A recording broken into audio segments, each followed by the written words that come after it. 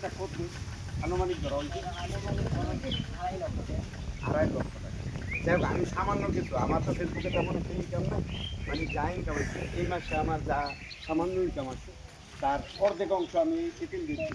এটা আগেই দিচ্ছি যে আমার অর্ধেক অংশ দিই অসহায় মানুষকে আর অর্ধেক অংশ দিই এতিমখানায়। এ আমার এতিমখানা, মানে আমি সবসময় বলি যে আমি একটা এতিমখানার মাঝে সহযোগিতা করি, জড়িত আছি আমার সমাজের মাঝে। এটা আমি মন্তব্য করতাম এই মাদ্রাসায় ছোটো থাকি, এই তাদের মতোই থাকতে, তাদেরও দেখাও, তাদের মতো থাকতে আমি মন্তব্য করতাম, আমি পড়তাম আর কি ছোট্টওয়ালা, সবার ঘুরে দেখাও এতিমখানার সাইনবোর্ডটাও দেখাতে পারো। হুম, এই মক্তব পড়ার এইদিকে আসো, এইদিকে আসো, ওই যে পরে আসো, এইদিকে পড়ো। এই মক্তব পড়ার সময় আমি খুব ভালো লাগতো যে আজকে মক্তব পড়তে, আজকে এই ইতিমখানা হওয়াতে আমি এত আনন্দিত। যতটুকু পারি আজকাল তো শুরু করছি না, দীর্ঘদিন ধরে এটার মাঝে সহযোগিতা করে দিতে, কিন্তু এখনও করার মাঝে যতদিন বেঁচে থাকবো ততদিনই করার ইচ্ছা করছে, করে যাবো ইনশাআল্লাহ। সবাই থাকবেন।